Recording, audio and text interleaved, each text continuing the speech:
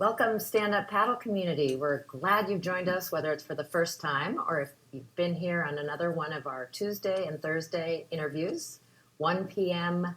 Pacific time, that's 10 in Hawaii and 9 Eastern. We hope to really share just some of the many amazing, interesting people in the stand-up paddle world. And there is a variety, and stand-up paddling is enjoyed in so many different ways.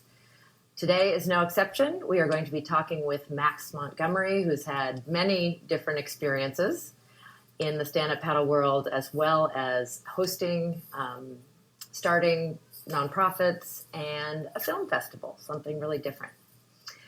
Want to point out a few things. One, that Sup Connect is where we're hosting these. My name is Kristen Thomas. We do have a follow-up Facebook group called Sup Connect Live Discussions, and we would love you to join us there.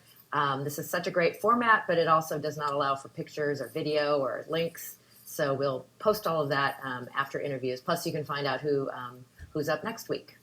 So thanks again so much for joining us. And without further ado, I'm going to invite Matt Montgomery. Hello, Eve. And I think there was a Jordan that went by. Sup Cruise Global. That sounds cool. Hey, Max. Hey, how's it going? Good. Can you hear me fine? Yeah, sound fantastic. Hopefully you can hear me as well. Perfect. Well, before this month, I never even knew you could do interviews on Sup Connect Live, or on Instagram Live, I should say. So fun, new way of chatting with people. How are things up north? Great. We're starting to get some nice weather, which is fantastic. And Yeah. The beaches are now open, so very excited to get back in the water. Haven't been in for a while. Okay, yeah, that will be. We'll talk about that a little bit more at the end, because it is really, we want to acknowledge where we are in the world right now. On the other hand, this is sort of an escape to learn about you and everything that you've done, and it's a lot. So we usually start kind of, how about a little background? I said north, but where are you? Kind of, who are you, and how did you get started in stand-up paddling? Yeah, well, thanks. I live in Santa Cruz, and kind of born in the water. Actually, the first beach I ever saw, I was 2 years old, and I saw the Santa Cruz main beach, and my sister had been feeding me sand from the sandbox for my whole childhood. So I just saw this beach. It was like, oh my God, look at this! I'm in heaven. So I think that's why I such a draw to Santa Cruz. And anyhow, been a surfer for years, and first time I saw someone on the SUP was maybe 2007 or something, and it just looked really fun. And I just, I think I told you before, what was awesome is that then the first time I tried to go SUP surfing, I was out at Capitola, and this guy said, hey, and he gave me some pointers, and then said, why don't you come, Saturday, where everyone surfs over at Privates. And I was like, what? People are inviting me to go. Are you a surfer and you're inviting me? Exactly. So it was a very different experience than the traditional surfing. People don't say, come to my secret spot and come surfing, and people are not too generous with their tips and et cetera. And so anyhow, just the wonderfulness of the community. And then Absolutely. I've been helping, there's an organization in Santa Cruz called Ride a Wave, where we get children with special needs surfing and bodyboarding, and I kind of stumbled upon that, and literally opened up my heart as to the joy of sharing something that had given me so much joy in my life, surfing, and being able to share that with those who are not so lucky to get the opportunity, and to see that the children just literally, burst out of their quote unquote limits and do things that are amazing, and seeing parents say, oh, my kid can't do that, and then they're standing there with tears going, oh my God, my child is surfing. And then the power of a child who's taken on that challenge and surfing, and then now what else could they do in their life? It's amazing. Yeah. One of the things that touches me is we always work with a group that is children who are sight impaired, and to think about coming to the beach and just like, hearing that what's out there, and then 5 minutes later, and take me out into that thing. Yes. And Yeah. surfing, it's just like levels of bravery and trust, and it's just amazing. But all the senses are fulfilled surfing, so that's really neat for someone with sight impairment. The feeling and the smell and the touch and salt water, which we all are addicted to. Community, joy. Joy, I affiliate with you. That's such an important word in all the things that we're talking about today. So that nonprofit you worked with, I think, was part of the inspiration for founding a nonprofit. And I first met you through that one. Exactly. And so I was in a startup for years and thinking that I would get rich. And unfortunately, timing is everything. The startup that I was part of does what did what Zoom does now, but we were only 15 plus years too early. So, Darn. yeah. But so anyhow, when I thought I could get back into a startup or I could do something that makes a difference, and so another board member and I started Best Day Foundation with the goal of taking that model that Right Away had and bringing it to different communities. And so I'm very proud to say that Best Day is in New Jersey, Florida, Los Angeles, San Diego, Ventura, Santa Barbara, and I'm sure I'm leaving out other communities. I met you in Newport Beach at the Newport Aquatic Center. Yeah. Exactly. And what's so awesome is that same kind of community that's in Santa Cruz exists in all these different places. And what it is just passionate people who want to share their love of the ocean, the water, activities and whatnot, and brings people of all ages together and of all kind of backgrounds and exactly. Yeah. There's teachers, there's retirees, there's kids. We used to laugh. We had a rocket scientist, even rocket scientists come and volunteer. And so anyhow, this whole gamut, and I was even thinking about it this morning, is that especially in this day and age, there's all different beliefs, all different political ideologies, and yet people are getting together for a common cause, which is to connect and share with other people.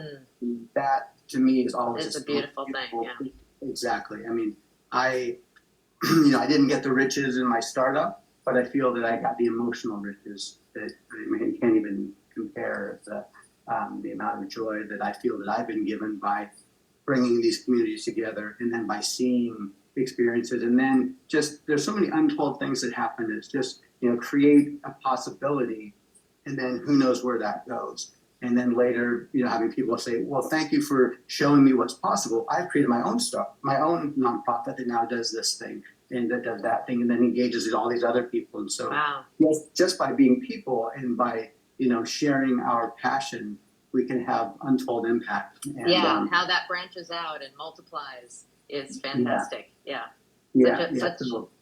Such a synergy there. Yeah, but let's back up a little bit to you because you have had far more adventures and you do these ultra things many times that I had no idea. In fact, I think I asked you at one point, did you live on the East Coast? Because I had seen you before. Well, the picture that we posted for this event, that's a good place to start. I think that's just an epic picture. Where is that and what event is that? Yeah, so that picture is from the Sea Paddle NYC, which is an amazing event. It is an annual paddle that's 25, 26 miles, although it's actually changed over the years. It started, the first one did 28 miles around Manhattan. They've changed the course for safety, and it benefits children with autism and the environment. And it's an amazing event. Yeah. We start traditionally under the Brooklyn Bridge, paddle up to East River, across the Harlem River, and then down the Hudson River and end at Chelsea Piers. And I've done it 9 times, and that's amazing. It's just so amazing to be paddling and then go, oh, there's the United Nations. Oh, there's the Yankee Stadium. Like, oh, there's a seaplane about to hit me. Oh, there's the ferry. There's the Love Boat. So it's really an amazing scenery. The water actually it's pretty fun. I think that was the first river that I'd ever been on. Those different rivers, and that the photo is of me coming down kind of the quote unquote last stretches, the last 12 miles on the Hudson. And when you break out of the Harlem River, it's the most beautiful part of the paddle across the way.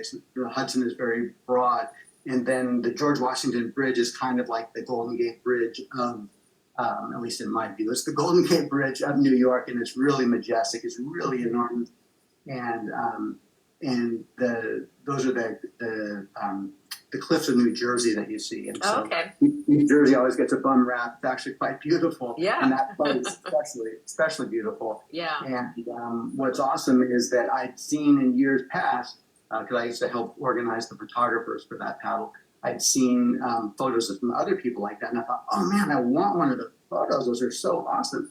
And that year I got my, quote unquote money shot. And the funny thing about that photo is that photo ended up saving my life. And we'll get to that in just a moment. Yeah. But 9 years to have done anything in stand-up paddling is truly amazing. So Sea Paddle New York was early on the scene. One of the longest standing races there are still out there, actually. Yep. By the way, Arturo says best race ever from Panama. He just chimed in. And Maddie from Canada says hello. I know. June, another paddler, said that he lived right near. He saw that picture and was excited that it was right where he used to have an apartment back when he lived in that area. So it's great, and that now that I think about it, makes so much sense to me with your big heart that you would be involved in one of the very early charity-driven. I know that I never have made it there, but I remember at the early years they had a white party, and I thought, what an amazing, I just love the whole destination for a good cause, amazing scenery, amazing community and people, with a great event and party and whole weekend around it. And so I have found that's, I would say, my favorite races. It's not always about the race, although this one definitely with the scenery and everything, but it's about the community and the event and everything that goes on around it, and getting more connected with the people in stand-up paddling.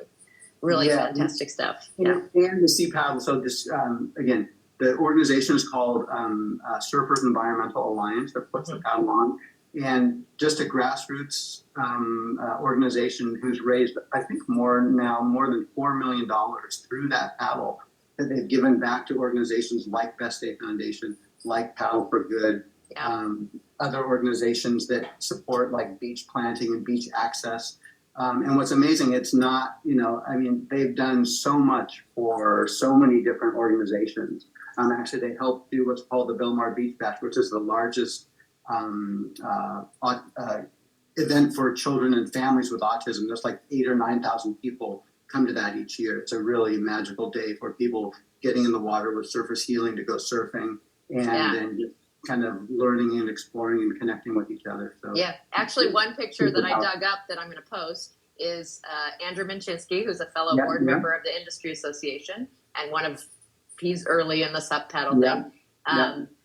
Him handing you from this organization a check for Best Day Ever in Newport. So it is, the intertwining and interconnectedness is amazing in stand-up paddling. You mentioned another crossing, more local to us here in California, that you've also done more than once.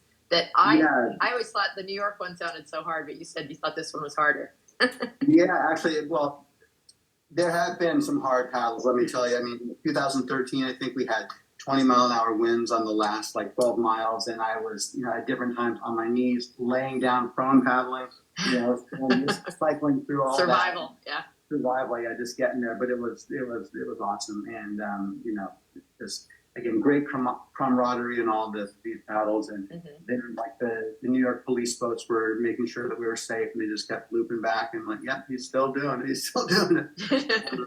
But the Tahoe crossing, which is another really wonderful race, and the thing about SUP that I love, again, I'm a longtime surfer, and the different perspective I get by being on the water, standing up, it's just different. It's a wonderful thing of seeing deep into the water.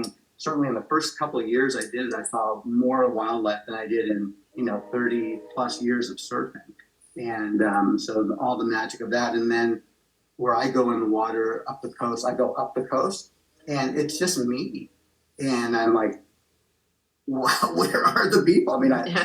It's so wonderful to have that experience. And, the ocean is just so awesome. So, being able to do that in other places like Lake Tahoe, what a gorgeous place that is. So the Sea Paddle, we have the benefit of having currents. Sometimes the currents are usually the way that it's timed is timed with the tide. So we get an outflowing up the East River. Harlem is kind of maybe slack, and then we get a downward current on the Hudson, although there may be some headwinds. Lake Tahoe, if you don't move, you're not going anywhere. So there's no current. And you can always hope there might be a little wind for that end part, but it could be in any direction. It could be not a headwind. consistent. First year I did it was a headwind, and then last year there was zero wind. It was awesome, and just such a beautiful thing. And once again, community, all about awesome communities coming together, and yeah, just in general, the paddling community, I think, is one of the most welcoming.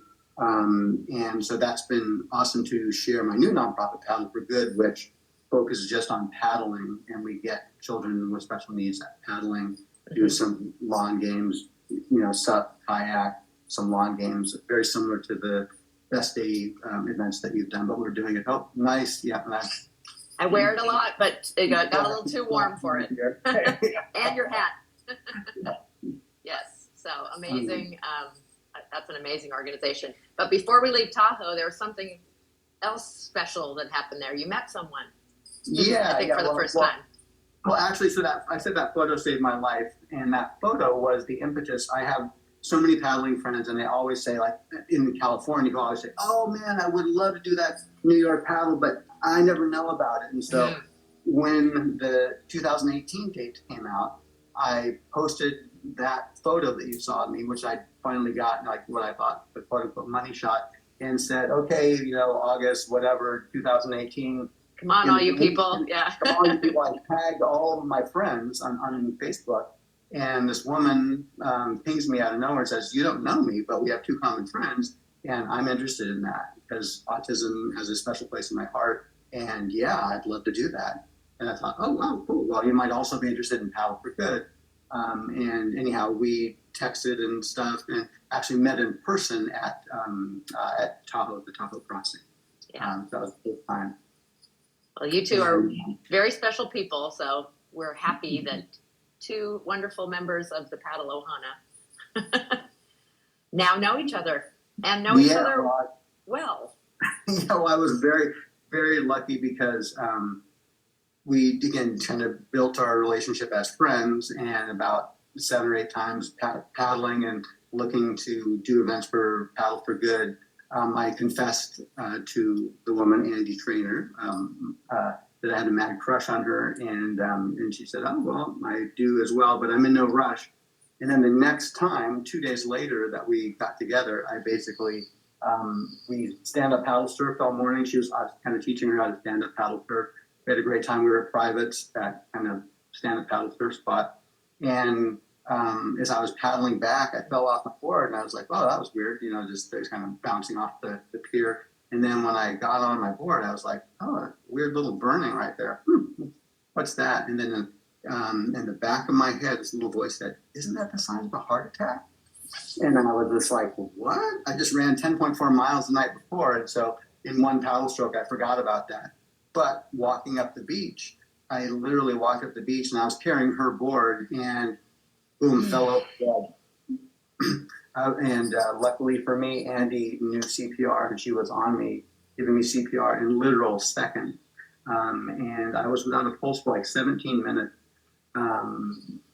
Came back after the 6th shock in the ambulance. So she thought I was dead. They took me away. And so, I was very, very lucky. Ended up having a triple bypass, which is insane because, again, I'm quote unquote healthy, but familial heart disease. And anyhow. Pay attention to that, yeah. And I just have to stop because I think a lot of people listening might not know you as that person, but that video was viral and it was on the news and it went all over the place. And it looks like a reenactment. I know the first time I saw it, I thought somebody was reenacting what had happened, but somebody happened to be filming the sand. You walk into view, you fall absolutely flat, and then there's a moment of silence, and then she runs up, and then other people do. And there's birds all over the place. Yeah. It really doesn't look like it's real, but it was actually you having a massive heart attack because she was there, got you CPR, then the help came. Your first kiss of your new friend was her saving your life. That's such an amazing story. No, and so basically the guy got a brand new camera and he decided he wanted to test his lens. And so he set up a tripod, and he was kind of pointing it all around and just said, "Oh, let me just aim it at the pier, and there's some crashing waves and a bunch of seagulls." And then he set it up onto a wall. He was like 200 yards away having breakfast. Oh, really? He didn't even know. Oh, I don't think I heard that. So he wasn't even watching through the lens what was happening. No. The crazy part is when I was walking with the board, at some point I got tired. I'm like, oh man, I'm tired. I need to put the board down. And then I'm thinking, oh, well, this is our first official date. So I should at least, not be a and make it to the car. And so I kept going to myself, keep going. And then finally I'm like, oh man, I'm tired. And I think I said, I got to put the board down. And that's the last thing I remember. I actually, in slow motion, put the board down and then just face planted. And if I, stopped earlier, if I'd been out of the frame, and if I kept on going a little more, I would have been out of the frame. And it was just like the craziest thing. And then the guy said he heard sirens and stuff, and he came down, and he's like, "What? I just captured that?" Yeah. Yeah, it was pretty nuts. But our hope, and again, the benefit to all of this is that we then took something that now obviously I'm incredibly passionate about because, I, other than some strange blockages and some strange arterial formation in my arteries, my heart is fine, and I quote unquote was healthy aside from that. And like if she didn't know CPR, I'm dead. And so that happens to people. And because of that, because of the fast care that she gave me, 0 heart damage, 0 brain damage. I'm able to paddle, walk, run, surf, etc. Like I'm back to good. So Paddle for Good, in addition to helping children with special needs, we have a program called Help a Heart CPR where we teach people what we call hands-only CPR, and it's just the basics that you need to know to save someone's life. So in 5 minutes, I could teach you the skills you need to learn how to do CPR, how to find and to utilize an AED. That's the thing that shocks the heart back into life. Mm-hmm. And it's so simple. And, the more people that know that, the more people that could be as lucky as I was in terms of being able to, again, I got a second chance at life just because I was in the right place at the right time and was with someone who knew CPR. Yeah. Luckily. Very lucky. Yeah. And I think a year and a half ago you came down. We had you in San Diego at Hano Hano, and Andy, doing some of that. So it's neat how you're getting around. But you got yourself really busy a couple of years back with a new vision or again, I feel like these are all interconnected, but you expanded into something really different. You have put on a major event, a SUP Film Festival. That's right, that's the hat. Paddle for Good's on the shirt, Film Fest on the hat. And I was very lucky and honored to be a part of it. I got to be one of the judges, and it was, oh my gosh, just amazing to watch all the footage. There was a lot, wasn't there? Yes. Yeah, no, thank you for being part of that. And so I'm a longtime fan of the Banff Mountain Film Festival, and that's an amazing festival that actually is shown worldwide. Well, there's a festival up in Canada. It's a week, and then they take all the films that are submitted from around the world, and then they create what's called, quote unquote, a world tour, and they bring that to locations all around. And all of your paddlers should go check that out because they're just amazing films that are about, again, kind of the human spirit, the beauty of the outdoors, and kind of conservation. And so I wanted to do the similar type of thing with the SUP Film Fest. I've seen little heres and theres of SUP films and thought, wow, what about pulling that together, much like the Banff Mountain Film Festival, and created the SUP Film Fest. And thank you for being one of the judges. We have also other awesome judges, Seychelles and Evelyn O'Doherty, a lot of wonderful, diverse group of Chris Aguilar, a lot of diversity there. And the goal with that, though, is to showcase the beautiful environment because, again, guys surfing a tidal bore in Borneo, people paddling from from Bimini to Florida, paddling around the Isle of Skye, etc. Just like all the diversity of where people paddle and the beauty of that. Also, the amazing people that do that. There's one of the films, Jonas Lethierry. Yeah, an amazing guy who had an accident that burned off his forearms, and he decided, oh, I'm going to paddle now. And he's an amazing paddler, and just the amazing people, and also the environmental bent. like the one I was talking about, the Isle of Skye. A woman paddled around the Isle of Skye, a remote island in Scotland, amazing paddler, Cal Major, to showcase, look, plastic pollution reaches up here. And so, my goal is to expand what's possible, showing people that, hey, look at what paddling, the different places you can paddle, look at the amazing people that do it, and look at the amazing places that they go, and why it's important to have plastic conservation, why it's important to protect access to the waterways and make sure our waterways are safe and such. And so, anyhow, what's cool is that people have come to that. They're like non-paddlers and like, wow, I didn't know paddling was like that. I want to do that. And so we brought it to other communities. And again, the hope is that each year we do more and more. And something I'm working on, and we'll just let people know that please go to supfilmfest.com or go to Paddle for Good, and that's paddle the number for good on Facebook or Instagram, and follow us. We're looking at putting together some kind of watch party where we can do this in this quarantine time, where we can share some of those films. I think that'd be great, because a lot of people just don't know they're out there and haven't seen them. So they're timeless. So it doesn't matter that it already happened. People didn't get to see, and Zane and Bobo and all the people that a lot of people do know those, but they haven't seen the films that they've created or have been created about them, and all the many cool journeys and stuff. So I hope we'll put those also in the SupConnect Live discussions group, those links. But definitely you guys go like those. And I think I would love, what a perfect time to be having a watch party and to screen some of those if you're able to figure out how to do that. I think that would be fantastic. Do you think you might try to do it again, the whole thing?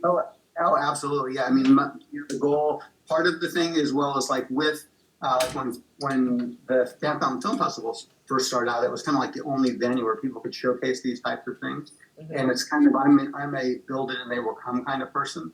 And so with the Film Fest, it's like, there are a bunch of great films out there, but then also, if there's a venue, there will be more great films that are going to be out there, because people want to have them be seen instead of, put something out and it maybe dies on the vine out there on one of the social channels. But to get people in, and that's what's another great thing. It's like creates this rallying experience for a bunch of paddlers to get together, and then also get to bring their, significant others or their kids and say, hey, this is what I do. Here, come see a little bit of my world without, you don't have to get on the board. You don't have to come out with me, but you can see, look at, and then maybe someone's going to get inspired and like, yeah, I want to do that. I want to be part of that. So. Absolutely. Yeah. Itzel, how about a film from Peru? We just had somebody from Peru join us. Awesome. Yeah. It's very cool. SupConnect really has following from all over the world. So film fests and charities. Andy, the amazing story of you two. I'm sorry she can't join us. We wish her well. She's on the front line. Yeah, she's a specialist anesthesiologist, so she is in hospitals and very needed right now. So hoping for her safety and sanity and all of that. You kind of mentioned a message. I mean, through this whole thing, you have lots of messages. But if there was a takeaway that you'd want to give people besides the love of stand-up paddling, I think the word that I heard was community from you. Yeah, I mean, I think it's get involved in your community, however which way that is. And sorry, I get a little emotional about it, but my life was really forever changed by stumbling across this video of Ride Away. And literally, it was of the place that I learned to surf. And I saw, it was like these enormous surfboards, and it's like, what are those doing at Cowell's? I mean, they're like 12, 15 feet long, and then like, what, there's two people on these boards? What's going on there? And I was like, what, life vests and helmets? And then it just zoomed right in on the face of this boy with special needs. And the joy that he was emanating literally just kind of just cut right through my heart. Mm-hmm. And that moment, that was 2001, and, I'm getting a little choked up now, and yeah, I mean, it was just such a beautiful moment, and I have been lucky enough to be part of so many of those beautiful moments over the years, and that was just simply by getting involved in my community. And the thing that I've learned from many other people since that time, and certainly for myself, is that they say I get far more out of what I get than what I give. just by doing so. And there's unintended benefits of that. And just, together we all make a better world. And let's do that. Absolutely. Love that message.